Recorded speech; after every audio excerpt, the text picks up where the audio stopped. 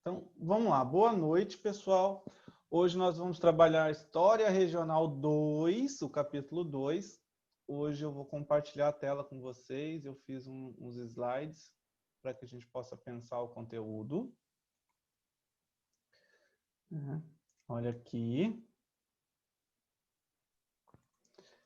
Certo? História Regional 2, o patrimônio em perspectiva crítica, que é o título inteiro do capítulo, né? É o patrimônio em uma perspectiva crítica, o processo de tombamento do setor histórico da Lapa, Paraná. Então, assim, o que o capítulo propõe trabalhar, né? Vamos seguir aqui. O capítulo, ele propõe trabalhar as múltiplas dimensões do patrimônio, inclusive o título que ele dá à introdução do texto, lá na página 29, né? O que significa, ou em que contexto isso se enquadra dentro da história do Paraná? Primeiro de tudo, ele trabalha a questão patrimonial, que é uma questão nacional, a gente pode dizer aí até uma questão mundial, porque envolve a Unesco com defesa da preservação de patrimônio histórico e cultural, porém, que fazendo um recorte, né, nós temos no Brasil uma questão muito séria referente a essa questão do patrimônio, inclusive no sentido de termos uma certa dificuldade de manter esses patrimônios, né? De se fazer uma política de preservação e de divulgação do patrimônio histórico-cultural do Brasil. Nesse sentido, o objetivo do capítulo é que a gente possa analisar o processo de tombamento do setor histórico da Lapa, que ocorreu entre 1979 e 1989. Então, nós temos aí um longo período, se a gente pensar aí no processo de tombamento do Centro Histórico da Lapa, 10 anos. E é um caso emblemático justamente para nós pensarmos as questões referentes ao patrimônio histórico, né? O que determina ou como que nós pensamos esse patrimônio e como que é feito todo esse processo. Tá sem áudio, Leoni? Pessoal, deixa eu só ver um negócio aqui, Leoni, rapidinho.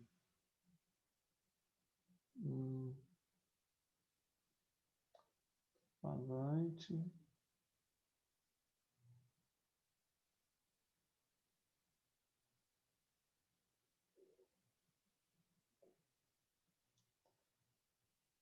Estão me ouvindo? Só a Leoni que não está me ouvindo? Sil, Carla, estão me ouvindo? Eu sim, estou ouvindo. Tá?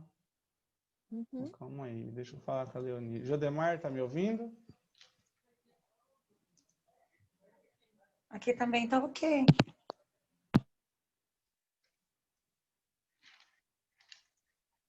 Deixa eu responder Viu? tá? Deixa eu responder a Leoni aqui no chat. Pois os demais estão me ouvindo. Um minutinho só, pessoal.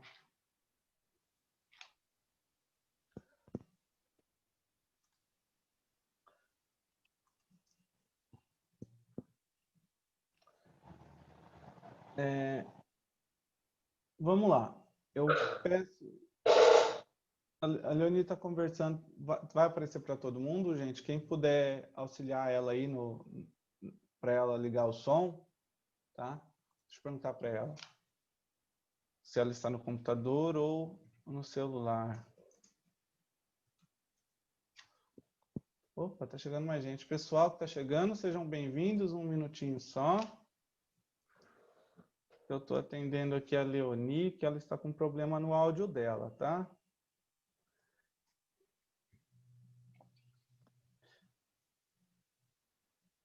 Bom, a Leoni vai respondendo aqui, conforme for, eu dou uma paradinha.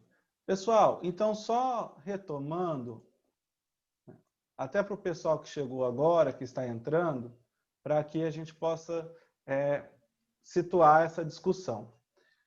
Estamos bem no início da apresentação, eu estou apresentando o objetivo do capítulo, que é discutir como funciona ou como ocorre o processo de tombamento do setor histórico da Lapa. Ele vai usar esse exemplo para discutir, de fato, né, uma perspectiva do patrimônio, uma análise crítica sobre o patrimônio histórico-cultural, né, sobre a relevância desse patrimônio.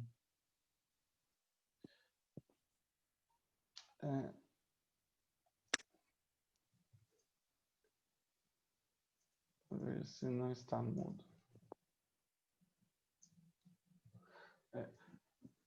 O patrimônio histórico, o patrimônio cultural, então, ele faz parte de um processo em que ele está inserido dentro de uma sociedade e ele acaba tendo uma relevância, inclusive, né, como para aqueles que leram o capítulo, para aqueles que fizeram a disciplina de patrimônio cultural no semestre passado também, deve se lembrar, né, dos questionamentos e de como o patrimônio cultural ele faz parte da nossa formação enquanto sociedade, né? Faz parte, ele carrega uma memória, e essa memória ela se torna uma memória coletiva. Então, quando nós pensamos as questões referentes ao patrimônio, nós estamos justamente pensando nessa formação. A assistência é a Yara. Oi, Yara, tudo bem? Seja bem-vinda. E aqui eu coloquei alguns apontamentos, alguns questionamentos, inclusive, que ao deparar com o material, eu fui colocando. O primeiro apontamento que eu coloquei é a lei de tombamento, que é uma lei que é de novembro ou dezembro de 1937, é uma lei já que tem bastante tempo e ela ainda tem muito valor. A gente pode questionar, por exemplo, né, quando nós pensamos na questão do patrimônio cultural, né, a gente pode pensar o patrimônio material e o patrimônio imaterial. Só para distinguir bem, nesse início, o patrimônio material é tudo aquilo que possui matéria, que é corpóreo, né, que a gente consegue pegar, ver e que se mantém, que, por conta disso, a preservação está ligada a uma manutenção daquele objeto, daquele edifício, né, e por aí vai. Né? Talvez um dos maiores exemplos de patrimônio material seja realmente as construções, os monumentos, né? Aí a gente pode pensar em objetos que fizeram parte do passado e que, de alguma forma, eles se tornaram patrimônio histórico-cultural. E o patrimônio cultural imaterial, aquilo que não tem matéria, que não possui matéria, está ligado aos saberes, aos fazeres, né, às práticas de nós, seres humanos, que se perpetuam na história, na sociedade e ganham valores e acaba sendo valorizada e ganham contornos importantes para nós. Entre esses bens patrimoniais e materiais, eu costumo sempre usar o exemplo, por exemplo, dos ritos religiosos. Além dos ritos religiosos, nós podemos pensar também as cantigas. Sabe aquelas cantigas antigas, tipo ciranda, cirandinha, vamos todos cirandar, e vocês não vão me ver cantando aqui, no máximo declamando, né? Mas todas essas práticas, alguém riscou sem querer a tela, não tem problema. Todas essas práticas da nossa memória, da nossa sociedade, fazem parte daquilo que nós chamamos de patrimônio histórico e cultural imaterial, né? A prática de tombamento, né, o ato de tombar um bem patrimonial, um bem cultural, está ligado principalmente, né, aos bens materiais. Inclusive, até 1999, né, tombava-se apenas o patrimônio histórico material. A partir de 99, né, nós temos também o tombamento das práticas e dos fazeres. Para quem gosta de culinária aqui, para quem gosta na região de Minas Gerais, tem o queijo da Serra da Canastra. O queijo da Serra da Canastra é um patrimônio histórico-cultural do estado de Minas Gerais, né? As danças típicas estão ligadas a essa noção de patrimônio imaterial. E aí, então, nós temos todo esse contexto que leva a disputa por preservar uma memória, preservar uma narrativa a partir desse monumento, e aqui a gente vai especificar o monumento devido à questão que nós estamos usando o setor histórico da Lapa, né? Mas a preservação desse patrimônio.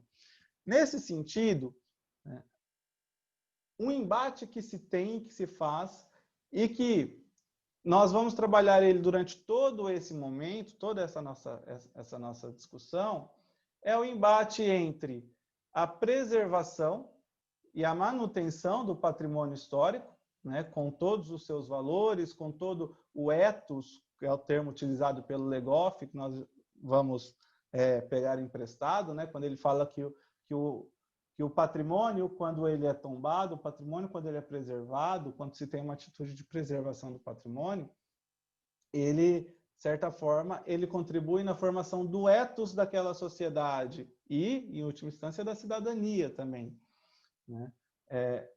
Esse embate entre preservação e modernização, ela é constante em nossa sociedade, ela é constante nos círculos políticos, nos círculos, nas discussões sobre patrimônio. Por que se coloca essa noção? Aqui, se vocês assistiram à aula da professora Wanda, perdão, é a professora Wanda que dá aula desse conteúdo, né, desse capítulo. Se vocês assistiram à aula da professora Wanda, vocês perceberam que ela faz um apontamento que é um consenso dentro da comunidade acadêmica, científica, de museus que trabalham com patrimônio, dos centros culturais, né, de que preservação desse patrimônio, desses bens patrimoniais e modernização, no sentido de modernização urbana, modernização econômica, não são contraditórios, pois o bem patrimonial, o bem cultural, ele pode ser utilizado também, a partir respeitando as suas normas de uso, né, para benefícios econômicos, a partir, por exemplo, do turismo histórico, né, no caso, basicamente, vamos pensar aqui o próprio, né, a Lapa. O centro da Lapa, esse centro histórico, que tem essa importância histórica para o Paraná, e em certa medida, como nós veremos, também tem importância nacional, devido ao papel da região em diversos momentos da história do Brasil, ela se torna um atrativo para o turismo, por exemplo, né? O turismo histórico, ele é muito requisitado. Então, não necessariamente o ato de preservar impede um desenvolvimento econômico, uma própria modernização da localidade, né? Porém, esse embate se coloca e fica bem claro no texto, né? O processo, o litígio referente a essas disputas, de acordo aí com os atores políticos da cidade de Lapa nesse momento. Outras questões que é importante levantar, né, e está dentro dessa discussão de quem preserva, do que preservar, inclusive, é a quem compete preservar, a quem compete a salvaguarda do bem cultural, né, do patrimônio cultural histórico. Quem define, né, o que é um patrimônio histórico, o que não é, né, como que é feito esse processo de seleção? Porque acaba sendo uma seleção, em última instância, acaba sendo uma seleção, e essa seleção indica valores, né? Então, valores a serem preservados. Não à toa, né? Só para citar um exemplo, e é um exemplo, inclusive, de um dos prédios arquitetônicos que fazem parte do setor histórico da Lapa, nós temos a igreja de Santo Antônio, na cidade de Lapa, que é um patrimônio histórico, que é tombado. Foi tombado, inclusive, nesse processo, né? E nesse sentido, né? Olha só, ali é disseminado valores dentro dessa sociedade. Quando eu olho para aquilo e a sociedade considera aquilo a ser preservado, aquela instituição, aquela construção, aquela rua, né, a ser preservada, o que ela está definindo? Ela está definindo que a memória que aquele prédio, que aquela arquitetura, que aquela rua ou aquela instituição traz, a memória que traz com ela, por conta do seu processo formativo, é uma memória a ser preservada. Então, é um valor que aquela sociedade pretende preservar, né? Então, respondendo rapidamente à pergunta a quem compete preservar, né, o próprio texto traz, né, o papel do Estado. Vocês podem entrar, se vocês forem se aprofundar na questão da preservação, do patrimônio histórico-cultural, vocês verão que existem duas correntes históricas mesmo, né, duas formas de pensar a preservação. Temos uma escola, digamos assim, inglesa, estadunidense também, que é nessa mesma linha, de setores de preservação privados, onde nós teremos instituições privadas liderando esse processo de preservação do patrimônio, né? E nós temos uma escola francesa, a qual o Brasil, inclusive, faz parte, onde prevê que a preservação deve ser feita pelo Estado, né?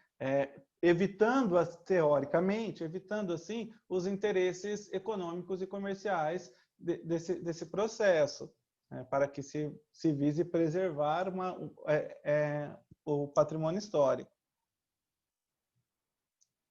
Não vou encerrar esse debate aqui e também não vou determinar qual é melhor, qual é pior, ou qualificar nesse sentido, porque não é a proposta e também é um debate que tem muito pano para manga e tem prós e contras dos dois lados.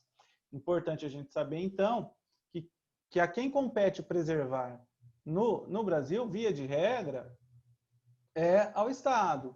Obviamente que nós teremos instituições, às vezes museus ou outras instituições de preservação, que são privadas, né, e que fazem uso desse processo, certo? Em última instância, até essas instituições privadas, elas devem seguir regras estabelecidas pelo Estado. Tá? E aí, quem define o que preservar? A quem define o processo de seleção, o bem patrimonial, ele deve, né, ter um sentido social para aquela comunidade como um todo. Obviamente que as comunidades não são homogêneas, e as sociedades não são homogêneas, né? Mas ela deve fazer sentido para uma parcela significativa da população. Não é eu defino o que vou preservar por conta disso ou daquele outro por interesses particulares, né? Não é assim. Então, normalmente, a preservação está ligada a uma memória relacionada a essa sociedade. Aqui, então, e só para sintetizar, né, antes de nós irmos para o fato do setor histórico da Lapa em si, eu coloquei uma provocação, uma pergunta, né? O que é patrimônio histórico? E para responder, eu usei o próprio livro o livro de vocês do semestre passado, da disciplina de patrimônio cultural, né? Patrimônio cultural, histórias, memórias e sustentabilidade, escrito pela professora da UEM, a professora Sandra Pellegrini, que é uma das especialistas, nacionalmente falando, em termos de patrimônio cultural, né? Ela é muito referenciada, muito citada nesse campo de pesquisa. E a professora Sandra, ela diz o seguinte: o patrimônio cultural é definido mediante uma gama expressiva de conceitos, entre os quais destacamos elementos do meio natural e as paisagens produzidas pela ação humana, os conhecimentos científicos e os saberes populares tradicionais desenvolvidos pelo homem ao longo da história. Nessa direção, e aí o que está destacado em vermelho foi eu que destaquei para que a gente possa pensar com mais ênfase, né? Nessa direção, os bens culturais podem ser compreendidos como edificações, objetos ou artefatos produzidos artesanal ou industrialmente, ou como obras que, de alguma maneira, representam balizas de determinadas épocas ou marcos das transformações da vida em sociedade. E por que eu destaquei essa parte, então? Vamos lá, os bens culturais, que acabam se tornando patrimônio cultural, né, que fazem parte do patrimônio cultural, eles representam balizas de determinadas épocas, né? Então, são momentos, são marcos de uma época, marcos de transformações que fazem parte da vida em sociedade, da vida daquela sociedade.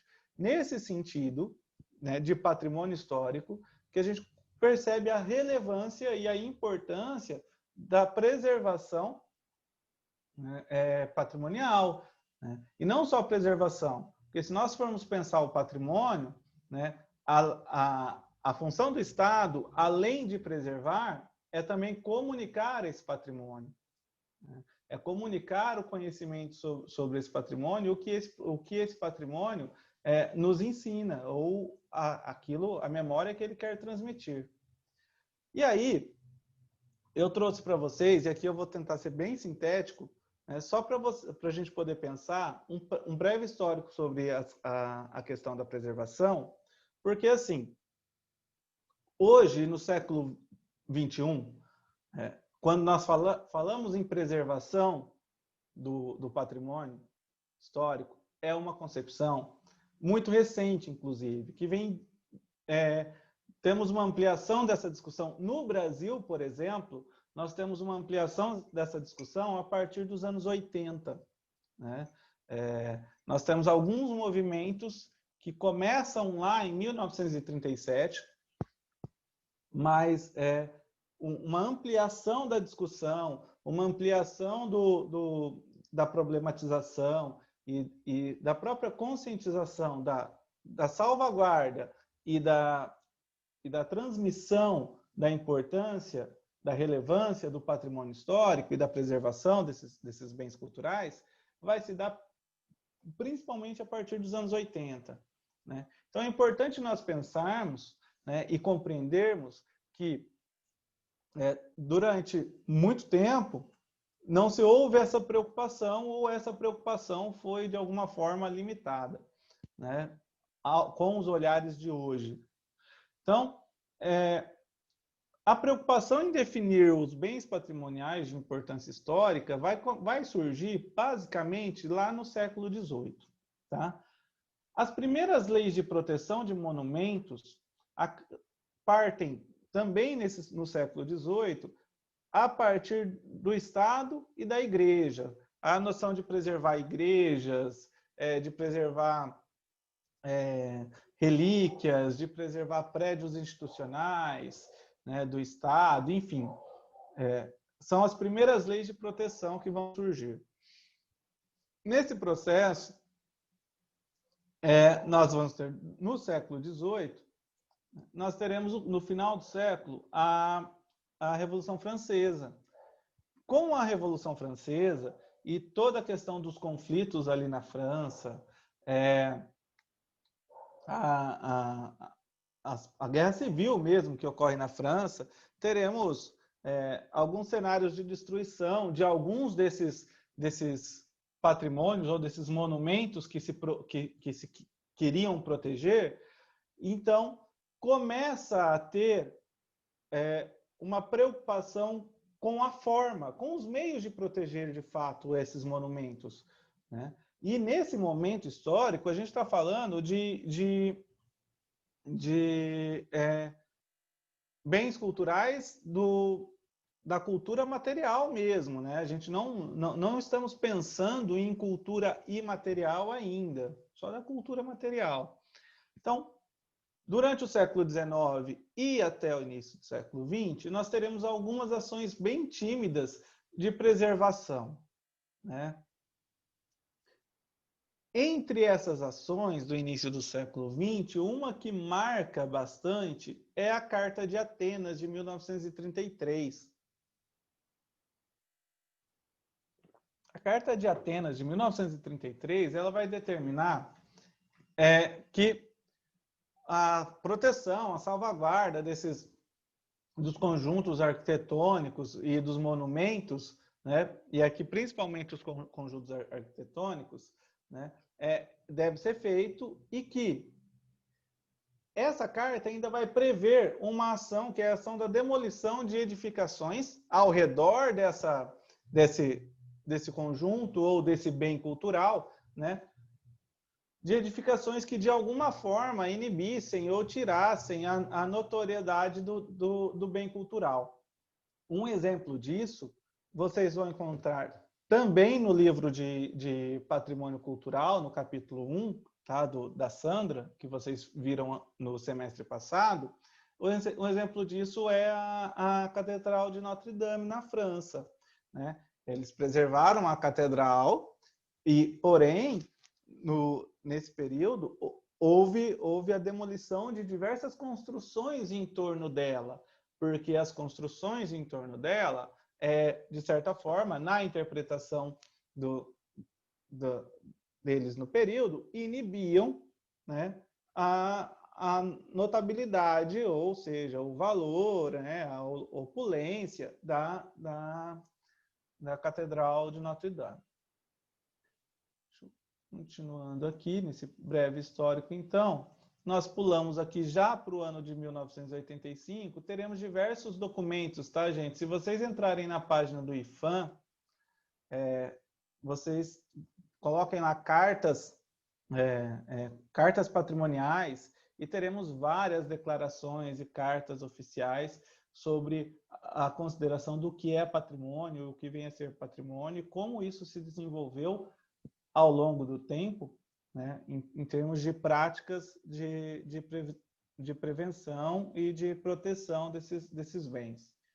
Em 1985, na Declaração do México, vai ser definido o patrimônio como a produção de artistas, arquitetos, músicos, escritores e sábios.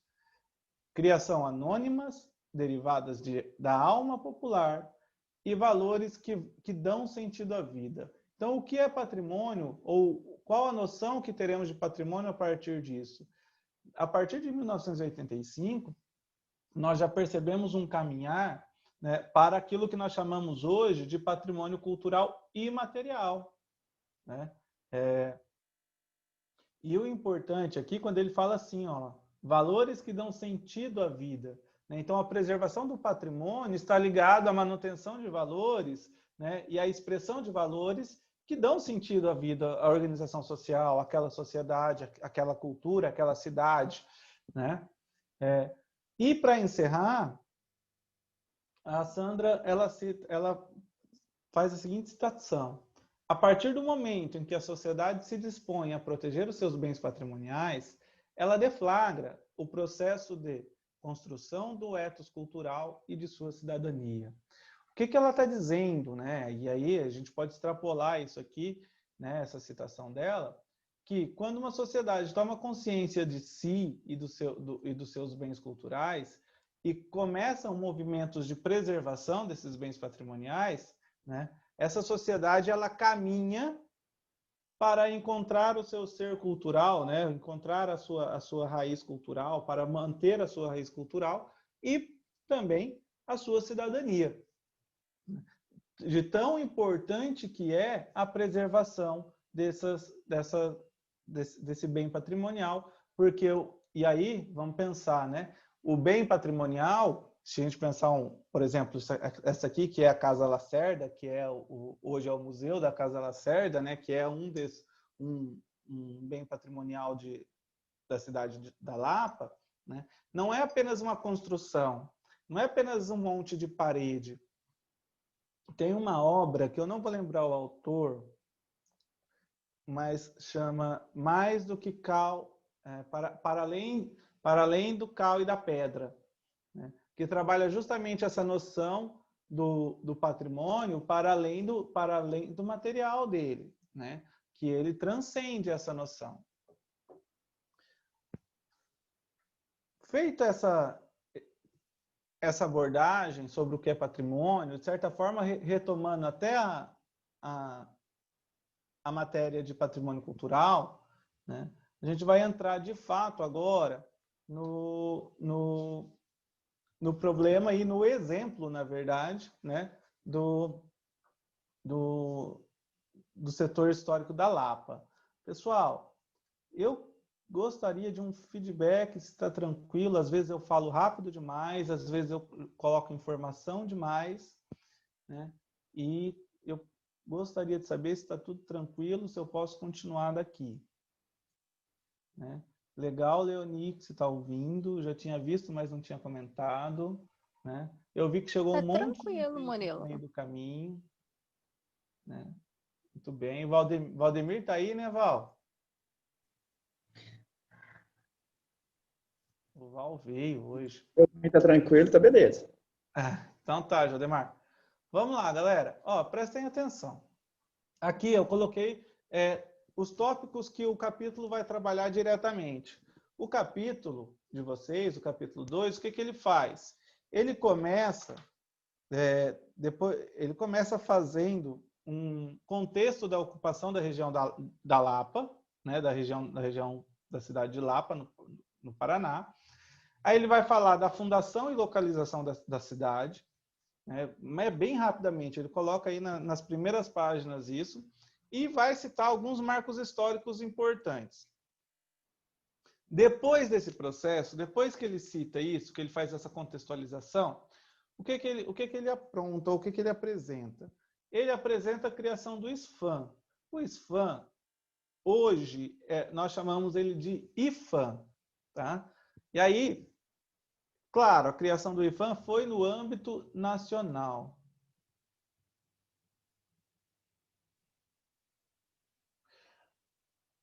Aline, pode ser. Deixa eu só fazer uma pergunta. Gente, a Aline perguntou para mim, ela falou, na verdade, que o áudio está travando bastante. Para vocês também? Porque se o áudio estiver travando para vocês também, o problema é na minha internet. Se estiver travando só para você, Aline, aí eu acredito que seja na sua. Tá. A minha tá certinho, tá normal. Tá? Normal. Tá normal. Aline, se você quiser talvez tentar sair e voltar de novo, alguma coisa assim, porque para os demais aparentemente está normal. Tá? De qualquer forma, lembrando, gente, que depois vai estar disponível na internet. A ideia é que vocês participem, certo? Que vocês retomem a aula. Isso não impede, novamente vou dizer, né? Não impede, não desobriga vocês de assistirem a aula lá no Moodle, da professora Wanda, né? E também estudar o capítulo. Aqui, a princípio, eu estou fazendo essa apresentação, mas a ideia é uma discussão, né? Inclusive, a provocação que eu fiz é justamente essa, né? Quem de vocês já pensaram em quais bens culturais a sua cidade tem, se tem, o que poderia ser considerado patrimônio cultural, patrimônio histórico do seu município? Existe um setor de preservação da memória na tua cidade? Se nós pegarmos os nossos municípios normalmente do interior, pequeno, né? A maioria deles até em termos históricos novos, né? Inclusive um campo de atuação para nós, historiadores, muito interessante, tá? Para quem tem interesse aí em trabalhar dentro da área de história, ou se não dentro da sala de aula, fora da sala de aula, com pesquisa, com alguma coisa nesse sentido, né? A área patrimonial ela é muito interessante. Tem a igreja matriz, que já foi modificada bastante, né? Que daí fica complicado a gente pensar ela como por exemplo, o tombamento, ela tem que ter algumas características, nós vamos ver aqui agora, né? Mas a igreja matriz ela é um marco da cidade, né? Importante. Tem alguns prédios mais antigos, se eu não me engano, um dos prédios mais antigos aqui de Goiôerê é onde está instalada hoje a Casa da Memória, que ainda não está aberta ao público, mas ali onde está a Casa da Memória hoje é um dos mais antigos. Já foi hospital, já foi prefeitura, né? Já foi delegacia. Então, tem alguns marcos assim, né? E eu acredito que as cidades de cada um de vocês tenham também, e que se nós fôssemos nos aprofundar nessas histórias, né, nós íamos ver o quão rico é a memória dos nossos municípios. Bom, vamos lá.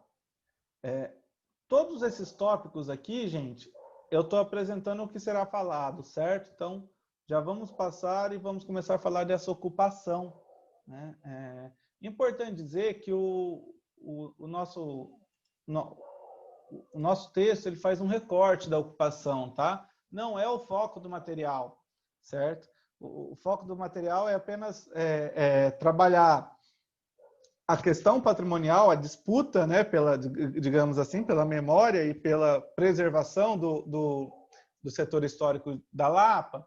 Então, o autor ele vai literalmente escrever rapidamente sobre a ocupação territorial. E ele começa falando da ocupação, basicamente da ocupação a partir do processo de colonização da América Portuguesa, tá?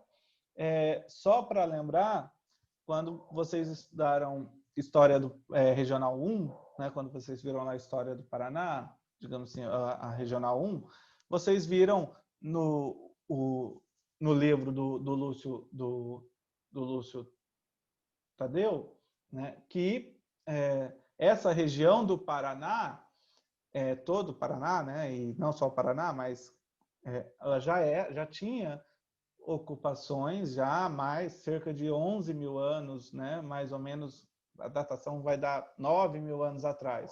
Então, o território paranaense já era ocupado pelos povos originários, né? Nós vamos ter os índios chetás, os caingangue, os carijosos, né? E tantos outros povos originários que vão ocupar o território paranaense, certo? Porém, o material de vocês não foca nessa ocupação, até porque se fosse para focar nessa ocupação, olha, o texto ia longe, né? Então, ele foca na ocupação da região da Lapa, que é ali no primeiro planalto, esse mapa aí que está o primeiro planalto, né? Que seriam os campos de Curitiba. Nós teríamos mais ou menos, só para vocês terem uma ideia, Deixa eu pegar o lápis aqui, né? Eu já vou mostrar, né? Curitiba está aqui. A Lapa fica mais ou menos 60 quilômetros de Curitiba, mais ou menos por aqui, tá? Um pouco mais, enfim, nós já vamos ver certinho no mapa, né? E essa região, ele fala justamente da ocupação dessa região. A ocupação dessa região, no processo de colonização, se dá a partir do caminho do Viamão, certo? Acredito que todos vocês lembrem do que é o caminho do Viamão, né? Rapidamente aqui, porque senão a gente vai entrar em história do Brasil como um todo, né?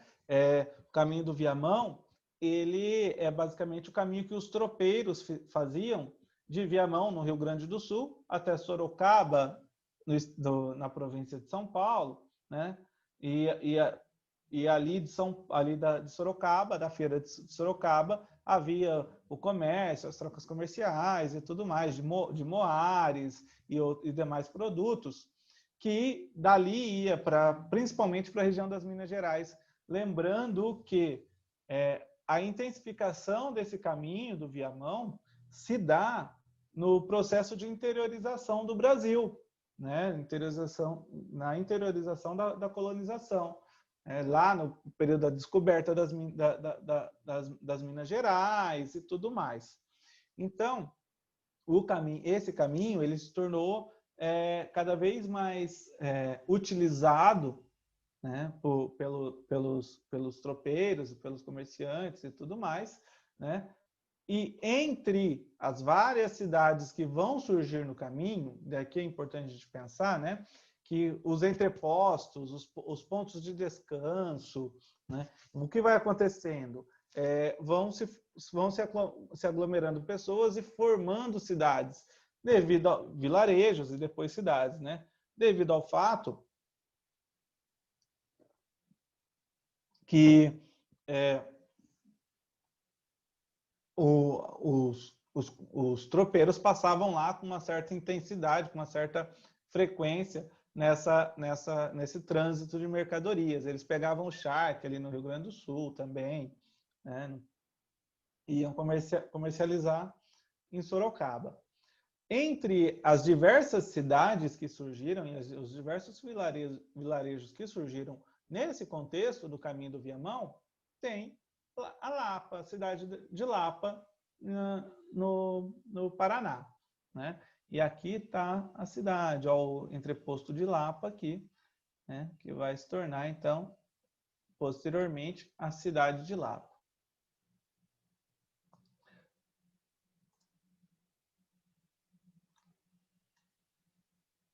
Aqui, então, nós temos as primeiras narrativas de ocupação desse território, tá?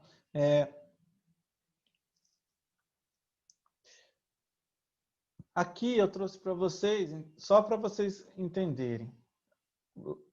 Lapa é nessa região, ela fica basicamente mais ou menos 60 quilômetros de Curitiba e ela acaba tendo ali quase que divisa com Santa Catarina, próximo ali. Nesse processo, conforme foi se estruturando o vilarejo, né, e as pessoas foram se fixando na região de Lapa, nós teremos o quê? Nós teremos a emancipação do município, né? A Lapa vai se tornar, vai se emancipar politicamente. Ela pertencia a Curitiba, né? A cidade de Curitiba, já existia a cidade de Curitiba. E em 1872, nós temos a emancipação política de Lapa. Aí nós entramos, pensando essa intensificação das tropas vindas do Sul, pelo caminho do Viamão, e toda a organização social que se dá a partir desse processo, né? Nós teremos, conforme as pessoas vão se fixando no lugar, nós temos que ter hospedagem, nós vamos ter algumas trocas comerciais, né? As casas vão começar a surgir, e assim por diante, né? Vão abrir fazendas e tudo mais. Então, em 1872, nós temos a emancipação política da Lapa, certo? Vai se tornar um município e uma cidade independente de Curitiba, né? Não será mais território de Curitiba. Outro marco histórico que faz parte desse processo e que, justamente por conta desses marcos históricos, que nós teremos a noção de procura ou busca pela preservação e pelo tombamento do centro histórico da Lapa, nós temos que pensar, olha só, século XVIII, século XIX, né? E nesse processo todo nós teremos construções de casas, construções de igreja, né? Ruas, e o centro vai se desenvolver nesse processo. A igreja de Santo Antônio, que eu falei para vocês, a Casa Lacerda, né? As ruas de paralelepípedo, que mantinham os paralelepípedos lá do século XVIII, tudo isso será colocado como bens patrimoniais a serem preservados no centro da Lapa. Tá? Em 1894, já no final do século XIX, dentro do Brasil República, né, nós teremos a Revolução Federalista. Não vou entrar no contexto histórico da Revolução Federalista, mas só para vocês se situarem, ela começa no Rio Grande do Sul, né?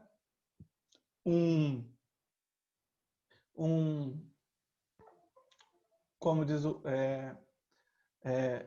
um movimento contra a centralização de poder na República, né? do Marechal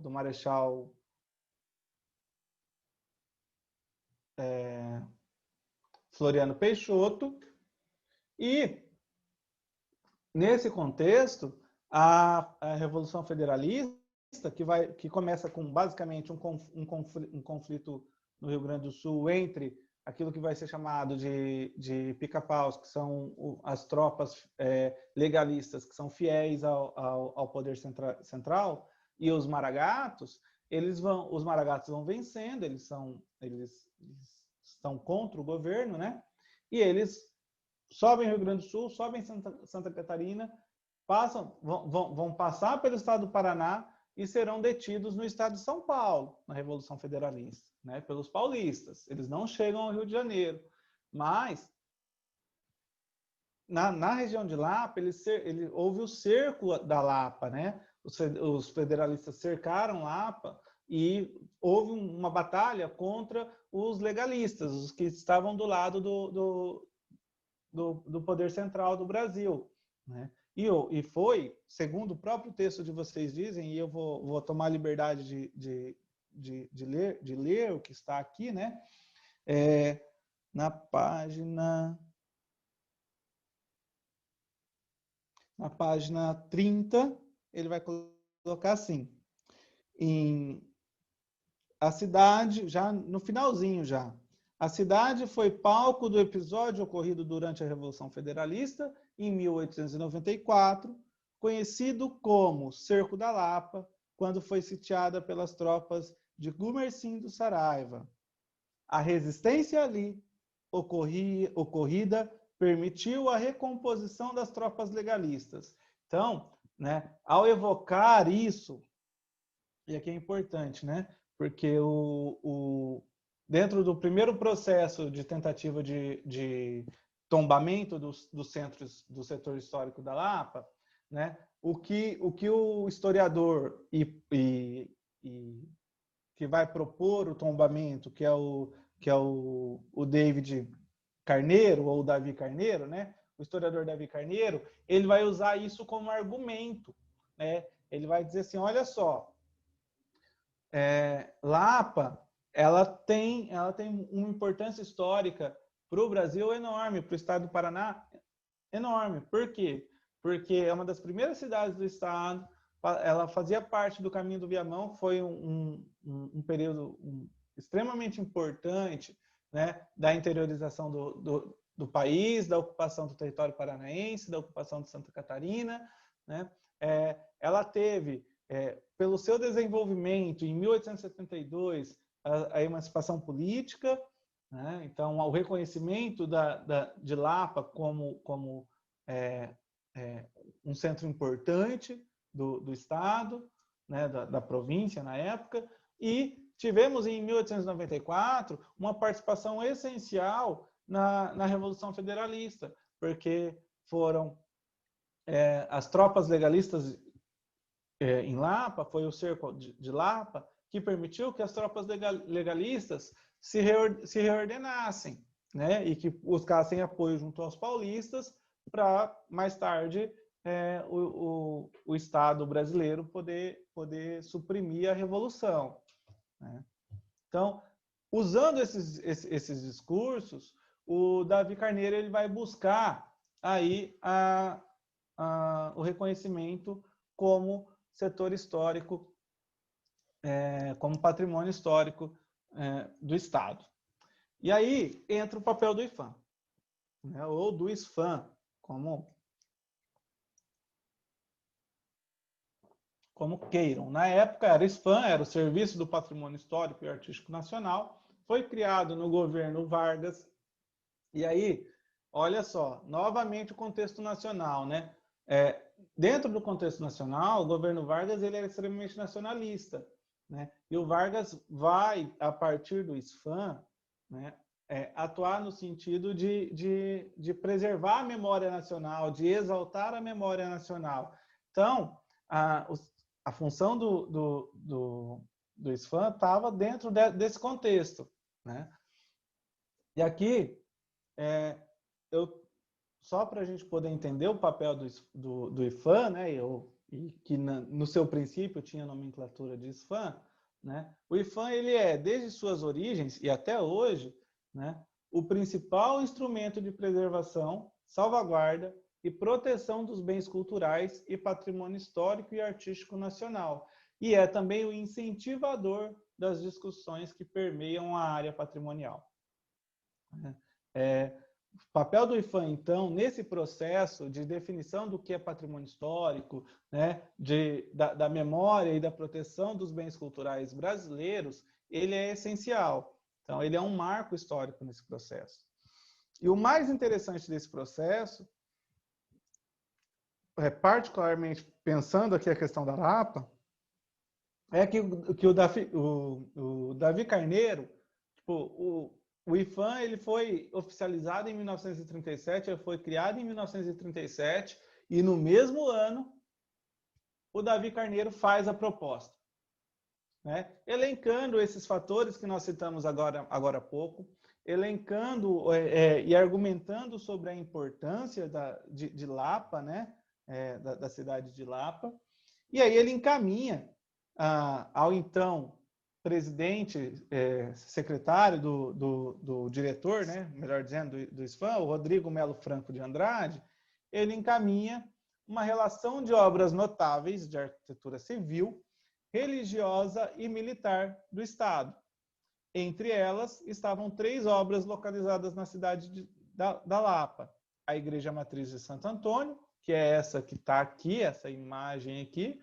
Até hoje, se vocês forem para Lapa, vocês conseguem visitar ela é um patrimônio histórico, ela tem todo um processo de visitação, tem toda uma preservação que é feita, né?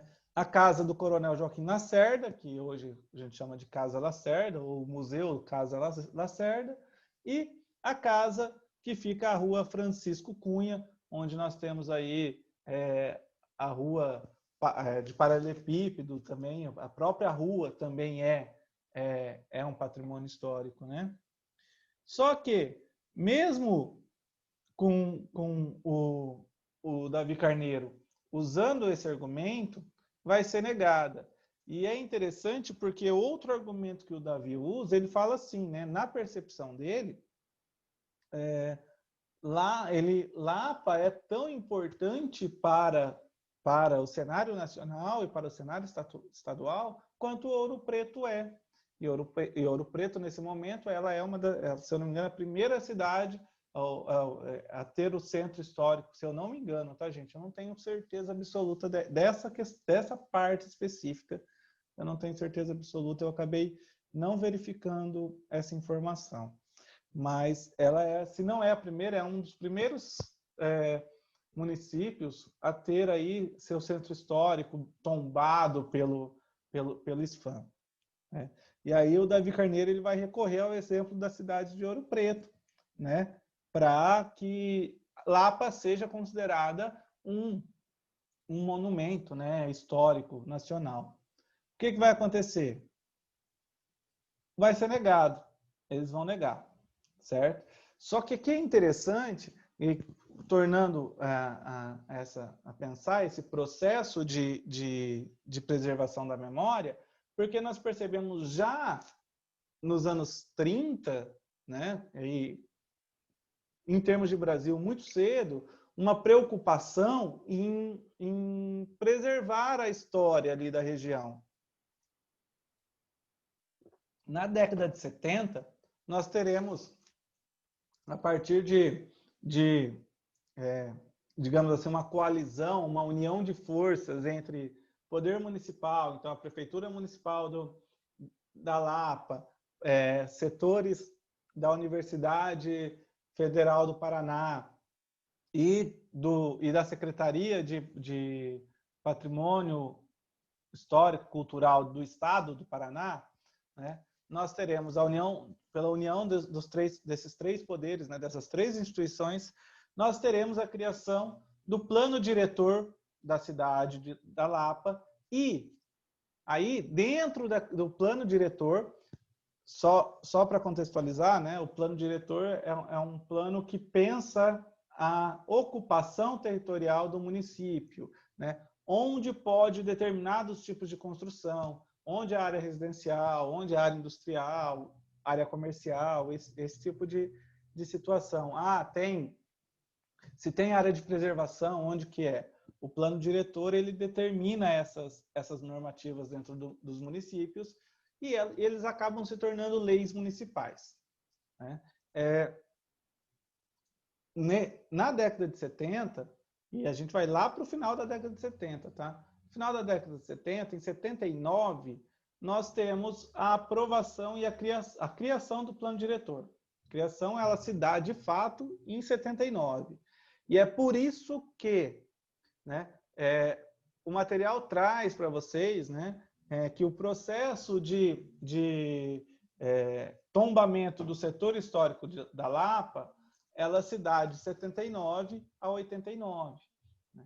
E aí, qual foi o argumento utilizado para a criação desse centro histórico? A paisagem do centro histórico mantinha as características essenciais com edificações que se harmonizavam com a escala arquitetônica da época histórica representada no conjunto. O que isso significa? Significa que o centro histórico, o centro de região que eles definiram como centro histórico da Lapa, tinha mudado muito pouco desde o processo de ocupação, de formação do vilarejo, do município, né, as primeiras construções, enfim, tinha mudado pouquíssimas coisas. Então, as construções, elas mantinham essas características essenciais lá desse passado que se quer guardar, que se quer transmitir. Lembrem-se que a criação de um patrimônio, a definição de um patrimônio está ligada a uma memória, a uma narrativa que se quer transmitir, né? Nesse interim, nesse contexto todo, em 1980, nós teremos a criação de uma lei municipal, a lei número 733, então é uma lei municipal do município de Lapa, que determina o centro histórico. O plano diretor vai se tornar lei, e quando o plano diretor se torna lei, o centro histórico da Lapa se torna, então, um centro protegido, certo? Porém, e aqui é importante, vai entrar novamente a questão dos embates, é uma lei municipal que está garantindo isso, não é uma lei estadual e não é uma lei federal. Não é o IFAM que está garantindo isso, é o município, né? É o município que propôs. E o custeio da manutenção e da salvaguarda fica por conta da prefeitura. E aí a gente entra nas questões de financiamento, né? É complicado para um município ter recursos para esse tipo de prática, né? Olha só, o que vai acontecer nos anos 80? Nós teremos trocas políticas, obviamente, né? Durante a década de 80, enquanto o prefeito que propôs isso, ele se manteve no poder, foi tranquilo, né? Era ele que tinha proposto, ele que tinha esse interesse de preservar, estava ok. Quando ocorre lá no final da década de 80, quando nós já temos um outro prefeito que não tem tanto essa vontade, ou esse desejo, ou essa política de preservação histórica, o que vai acontecer? Teremos alguns fatores que vai culminar ou que vai chegar ao fato em que ocorrerá a proposta de revogação da lei. Entre os principais fatores que envolvem essa questão é o aumento populacional e a necessidade de desenvolvimento por conta desse aumento populacional, ter mais espaço, mais construções, né? E aí vem uma questão. Qual que é a questão? A cidade está crescendo. A cidade está procurando se desenvolver. E por isso eu coloquei embates dos anos 80, preservação versus modernização. E modernização, entre aspas, gente, porque assim, nós temos que evitar a percepção ou a associação de que preservar não é ser moderno. É uma leitura errônea, é uma leitura preconceituosa e equivocada da prática de preservação, né? O aumento populacional leva a um grande número de pessoas, essas pessoas precisam trabalhar, tem um aumento do fornecimento de serviços e tudo mais. Nesse interim, nós teremos alguns interesses, entre esses interesses imobiliários, de setores imobiliários, né, de uma modernização do centro histórico, né, a construção de prédios, por exemplo, né. O próprio autor do capítulo, ele traz o exemplo da construção da construção das casas pernambucanas, né? A vinda das casas pernambucanas para Lapa nesse contexto. E aí vai surgir um projeto de lei em 1987. O projeto de lei é de 27/10, né? 27 de outubro. Mas o mais interessante e o que mais chama atenção, esse projeto de lei, perdão, né? Ele propunha revogar a lei municipal que garantia o centro histórico, né? Que garantia a preservação do centro histórico. E aí, propor a revogação dessa lei é benéfico economicamente em diversos sentidos, né? Para aqueles que querem investir no setor imobiliário, né? É benéfico por conta disso. Para o município, é um gasto a menos e um gasto considerável. Aí o que acontece? Essa proposta será apresentada para votação na Câmara de Vereadores no dia 27/11 de 1987. E olha que recorde. Em 3 dias, essa votação, essa lei, ela está sancionada pelo prefeito, né? E aqui fica aquele questionamento. Houve consulta popular? Porque se a preservação do patrimônio é algo que a sociedade tem que decidir, é algo que a sociedade define, né? São valores ligados à memória daquela sociedade, é natural que a sociedade tenha participação nesse processo, né? Mas, se nós pegarmos uma votação e uma aprovação de lei em 3 dias, é porque, em uma votação expressiva ainda, né? Uma aprovação expressiva dentro da Câmara de Vereadores, né? Dentro desse contexto, né? A própria professora Wanda vai nos dar essa possibilidade de perspectiva, né? de que havia algo já combinado dentro da lógica política ali, dos interesses políticos da Lapa. O que vai acontecer? A partir desse momento, nós não temos mais, então, a lei foi revogada, não existe mais centro histórico da Lapa, certo? Não existe garantias de preservação desse centro histórico. Então, nós consideramos todo esse processo de 79 a 89 como uma prática o processo que leva ao tombamento do centro histórico da Lapa. Em 88, começa a aumentar a ameaça de demolição do centro histórico. E aí vai surgir uma figura do prefeito recém-eleito, Sérgio Leone, que inclusive tinha sido prefeito na época da criação da lei de preservação, né, do plano diretor. Ele tinha sido prefeito naquela época e ele volta no final dos anos 80 como prefeito. E o que ele faz? O Sérgio Leone, ele solicita o tombamento junto ao Conselho Estadual. Por quê? Qual que é a intenção dele ao fazer isso? O Sérgio, ele percebe uma coisa. Ele percebe que uma lei municipal está diretamente ligada e está à vontade de quem está no poder, né? E aí, uma lei municipal é fácil de você modificar nesse sentido, né? Agora, se você tem uma lei estadual ou uma lei federal, no caso do tombamento, né?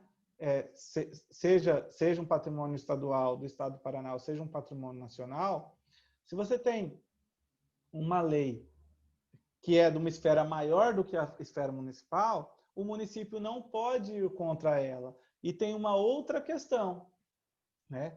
Então, gostando ou não, você garante a conservação. E tem uma outra questão. Se é o Estado que tomba, é o Estado que tem a obrigação de manter, não o município. Entendem? Então, as despesas, e aí o Sérgio Leone, ele mesmo cita aqui,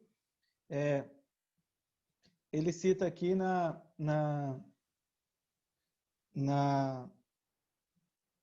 tem uma entrevista dele, depois o autor do texto coloca assim, na página 33. A intenção de Sérgio Leone era de garantir a conservação da área delimitada com base no tombamento, pois, assim, a verba para manutenção viria do Estado e não da Prefeitura Municipal. Tal procedimento, em sua opinião, na opinião do Sérgio, né, iria de encontro às críticas quando da definição do perímetro do setor histórico e dos custos com a manutenção do local. Então, ele acha essa saída. Ele pensa assim, né? Se o Estado definir que realmente isso aqui é um patrimônio histórico-cultural, o Estado vai financiar a manutenção disso, né? E a gente consegue resolver pelo menos parte do problema. Desta vez, né, a aprovação. Em abril de 1889, a Secretaria de Cultura do Estado do Paraná dá início ao processo de tombamento da área central da cidade e denomina essa área central da cidade como setor histórico da Lapa. O que vai acontecer? Quando o Estado define a favor da petição do Sérgio Leone, nós teremos aí, liderados pelo mesmo advogado, encabeçado pelo mesmo advogado, 23 pedidos de impugnação dessa normativa, né? Fato é, gente, que nesse processo todo, o setor da Lapa será considerado o setor histórico e aí o Estado vai pedir que seja elaborado normas de uso de ocupação. E aí sim, essas normas de uso envolvem, por exemplo, né, como conviver nesse setor, nessa região, como utilizar esse bem cultural, histórico, também como fonte de recursos financeiros. Que tipo de estabelecimento pode ter ali? Que tipo de reformas podem ser feitas nesses prédios? Esse tipo de coisa. E aí nós teremos a criação do código né, do código de normas de uso e ocupação, e já no final do processo, né, em dezembro de 89, nós temos a publicação no Diário Oficial do setor histórico da Lapa tombado. Aqui, pessoal, para encerrar e aí abrir para vocês, né, o que fica? Fica justamente essa luta, né, esse embate, né, essa disputa pelo patrimônio, e aí essa percepção, né, da importância do patrimônio histórico, como diz a professora Wanda na apresentação dela do tema, né, esse tema ele é tão atual para nós, e ele caminha junto com a noção que nós temos de educação patrimonial, né, que é muito forte, que tem ampliado, principalmente no início desse século, no início do século XXI para cá, né, da importância desse patrimônio, né, o patrimônio como algo que faz parte do nosso ser, da nossa constituição enquanto seres humanos, enquanto sociedade, certo? E aqui, gente, eu encerro a explanação e gostaria se alguém tem alguma pergunta, por favor, fiquem à vontade, sou todo ouvidos.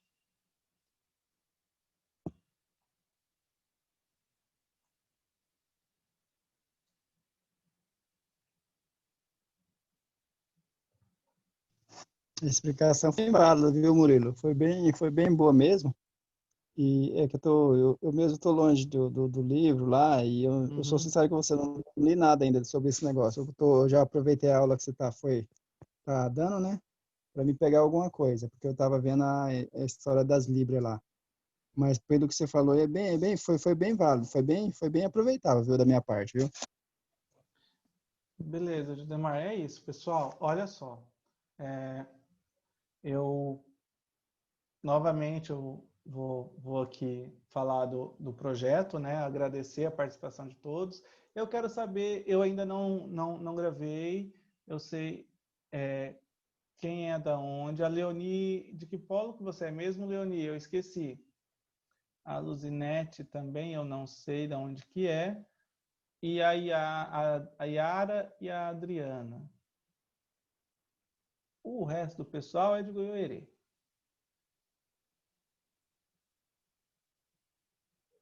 Valdemir, Sil, Jodemar. Então, apesar que isso daí vai ficar gravado também, né, Murilo? Se tiver alguma dúvida, vai estar lá, né? Não, a ideia é essa, gente. A ideia é essa. Vocês podem voltar lá. E assim, a Leonia de Upiratã. Não vou esquecer da próxima, Leoni. Prometo. Deixa eu até anotar, porque vai que eu prometo, depois eu esqueço, né? Então tá. Gente. Ele vai esquecer, Leoni, ele vai esquecer. Ah, é sim, né, Sil? Obrigado. Brincadeira, ele não vai esquecer. Yara de Astorga. Pessoal, seguindo o nosso cronograma, então, na terça-feira nós temos História das Religiões, com um tema que eu vou falar para vocês, é o capítulo 3, né? Olha só. Capítulo 3, História das Religiões, ritos iniciáticos e de vida e de morte. Ritos iniciáticos de vida e de morte, né? A Luzinete de Bela Vista do Paraíso, seja bem-vinda. Nossa, a Leoni já esteve na Lapa. Leoni, você fala pra gente, você visitou o Centro Histórico lá? O que você achou?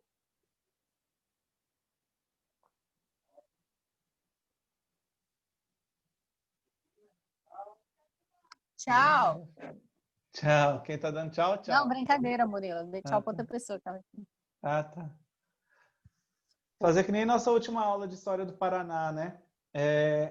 Eu encerrei a gravação E aí, teve uma aluna que a gente estava falando do contestado, ela começou a falar da vivência dela do contestado. O esposo dela é de família de pessoas da região que estavam envolvidos, né, ali na região do contestado, né? E que a família já estava ali há muito tempo. Então, eu falei, nossa, olha, podia ter comunicado, falado para a gente, partilhado, né? E ficar gravado, é muito importante isso também. A Ângela da Jamaica, sei, do bairro Jamaica, verdade. Pessoal, então, encerrando, a Leonie falou que visitou um museu e que é muito bom. Gente, olha, eu sou, como diz o outro, suspeito falar, né? Vocês sabem que no meu mestrado eu trabalhei com práticas museais dentro da escola, com educação patrimonial. Então, é um assunto que eu gosto mesmo e assim, então eu sou suspeito falar, mas é muito rico conhecer museus, procurar compreender o patrimônio, a importância do patrimônio histórico na formação de uma sociedade, inclusive no sentimento histórico mesmo, né? Que às vezes nós acabamos não tendo muito isso, talvez muito por conta desse processo. Né? Ouro Preto, né, Valdemar? Valdemar foi para Ouro Preto. Né? Muito, porque nós estamos, às vezes, nos nossos municípios, a gente não sabe direito o que tem, onde tem, e a gente acaba ficando meio distante desses bens culturais. Oi, Ângela. Não, foi a Sil. O Valdemir que está assistindo aula não é o Valdemir que estuda com a gente, né? Claro que é. O Val. Sou eu sim, Sil. Nossa, ele não deu um oi para nós. Vai ter atrasado. Oi, gente. Então tá, gente. Oi, né? Olha, muito obrigado mesmo, tá? Boa noite a todos. Hoje foi mais rápido do que das duas últimas vezes. Eu fui tempo recorde dessa vez. Em vez de falar em 1h30, eu falei em 1 hora. Tá ótimo. Gente, tchau. Fiquem com Deus, tá? Amém. Até a próxima. Boa noite, Moelo. Obrigado. Fique com Deus. Boa noite. Tchau, tchau, gente. Boa noite. Tchau, Val. Boa noite. Tchau, Jô.